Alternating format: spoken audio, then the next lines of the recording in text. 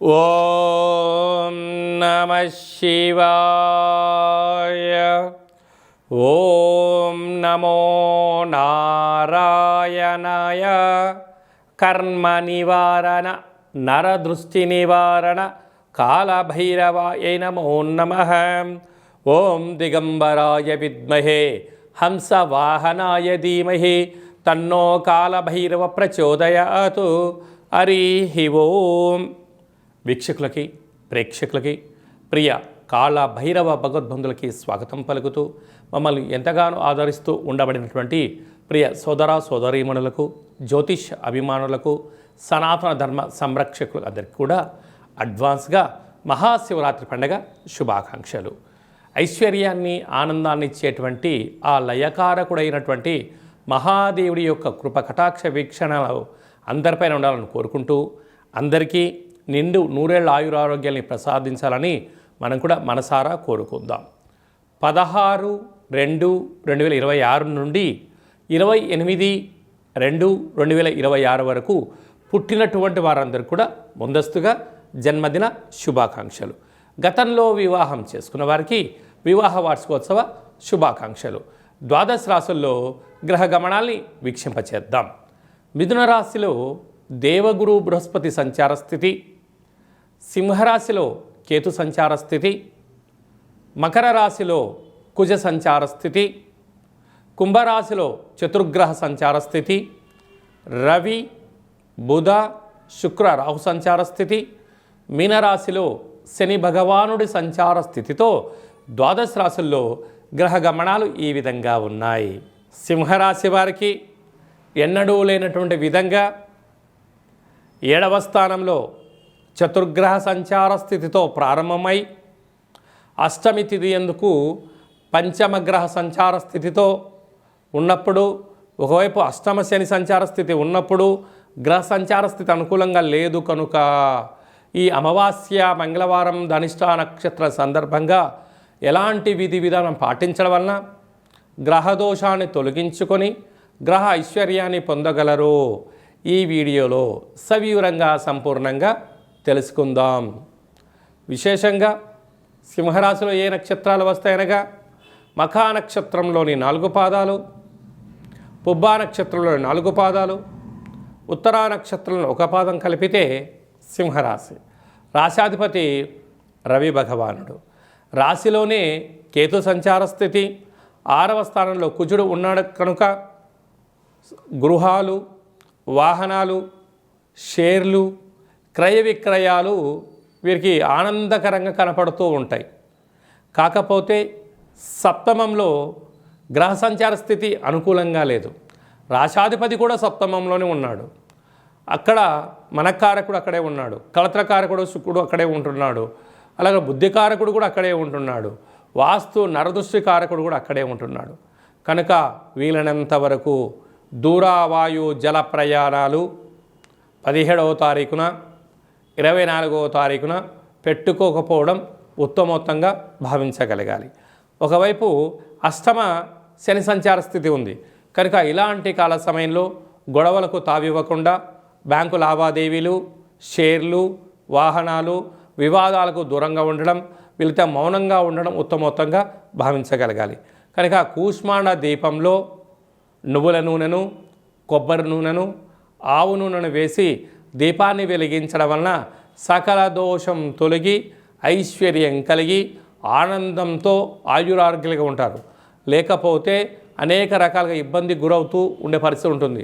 కనుక మౌనం, ధ్యానం, ఏకాగ్రత, సత్ప్రవర్తన, సూర్య నమస్కారం అవసరం అని చెప్పి కూడా భావించగలగాలి. ఫిబ్రవరి నెలలో మాఘమాసంలో ద్వితీయార్థంలో ముఖ్యమైన పండుగల గురించి క్లుప్తంగా సవివరంగా సంపూర్ణంగా తెలుసుకుందాం.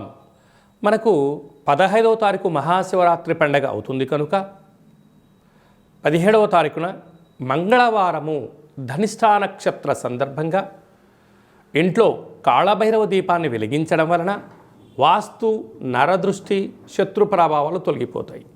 పిండి దీపాన్ని వెలిగించడం వలన సంపూర్ణమైనటువంటి అపమృత్యు దోషాలు తొలగిపోతాయి.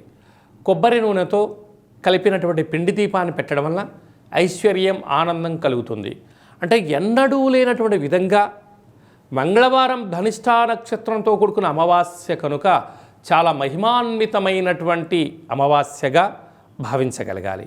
అనగా శని యొక్క ప్రభావాన్ని, అంగారకుడి యొక్క ప్రభావాన్ని తొలగించుకోవడం కోసం చేసేటువంటి ఏ చిన్న పూజ అయినా, స్మరణ, ధ్యానము, ఆసనం వలన అద్భుతమైన ఐశ్వర్యం, ఆనందం కలుగుతుందని చెప్పి కూడా గమనించగలగాలి. 24/2/2026న పాల్గొన మాస శుద్ధ అష్టమి. అష్టమి అనగానే అష్ట కష్టాలు పోగొట్టుడు కోసము చేసేటువంటి కార్యక్రమం అని చెప్పి గమనించాలి. కనుక పాల్గొన మాసంలో అంటే తెలుగు సంవత్సరాలలో చివరి అష్టమి అంటే బహుళాష్టమి ఉండినను శుక్లపక్షంలో వచ్చే అష్టమి కనుక మనము కాళభైరవ స్వామి యొక్క స్మరణ, ధ్యానము, పూజ, ఆసనం, అష్టకాన్ని వినడం వలన సకల అష్టకాష్టాలను నేను కూడా ఈ సంవత్సరంలో వాటికి ముగింపు పలుకొని రాబోయే కాలంలో అష్టైశ్వర్యాల స్వాగతం పలికేటువంటి అష్టమిగా భావించగలగాలి. మీకు అవకాశం ఉంటే ఇంట్లో చేసుకోండి, లేకపోతే ఈ కింది నెంబర్ మీరు సంప్రదించినట్లయితే, మీ గోత్రనామంలో మీరు పంపించినట్లయితే మీ యొక్క పేరు పైన కుష్మాండ దీపాన్ని వెలిగించి కాళభైరవ హోమం చేయించి వీడియో కాల్ ద్వారా చూపించి సంపూర్ణమైనటువంటి స్వామివారి యొక్క ఆశీస్సుల కోసము ఆ రుద్రాక్షరం మీకు ప్రసాదంగా కూడా పంపించడం జరుగుతుందని చెప్పి కూడా గమనించగలగాలి. అలాగనే మీ వ్యక్తిగత జాతకం తెలుసుకోవాలనుకుంటున్నారా? మీ పుట్టినటువంటి తేదీ, నెల, సంవత్సరం, మీరు పుట్టినటువంటి సమయము, మీ పేరు రాసి ఈ కింది నెంబర్కు వాట్సాప్ పంపించగలిగినట్లయితే 100 సంవత్సరాల జాతకాన్ని రాసి పంపించి మీరు పుట్టినప్పుడు గ్రహ గమనాలు ఎలా ఉన్నాయి, ప్రస్తుతం ఎలా ఉంటున్నాయి, రాబోయే కాలంలో ఎలా ఉంటున్నాయో సవివరంగా సంపూర్ణంగా తెలియజేయడం జరుగుతుందని చెప్పి గమనించాలి. అలాగనే చాలామందికి పుట్టినటువంటి కాల సమయంలో డేట్ ఆఫ్ బర్త్లో లేనటువంటి కారణం వలన మీ పేరు యొక్క మొదటి అక్షరాన్ని అనుసరిస్తూ రాశిని తెలియచేస్తూ రాశి యొక్క గ్రహ గమనాలను తెలియచేస్తూ భూత భవిష్యత్ వర్తమానాన్ని రమణ శాస్త్రం ద్వారా అనగా గవళ ద్వారా కాళభైరవ ఉపాసన చేత తెలియజేయడం జరుగుతుంది. కనుక ఈ కింది నెంబర్ సంప్రదించి అపాయింట్మెంట్ తీసుకొని సంప్రదించగలరు. అలాగనే మాఘమాసంలో మహాదేవుడి యొక్క ఆశీస్సులు, పాల్గొన మాసంలో సకల దేవతల యొక్క ఆశీస్సులు ఉండాలి అన్నట్లయితే ఈ యొక్క పాత్ర కంచు పాత్ర, కాళభైరవ స్వామివారి యొక్క పూజ చేసినటువంటి పాత్ర ఒక్కసారి ఇలా శబ్దం చేస్తే ఓంకార శబ్దం రావడం జరుగుతుంది, గమనించండి.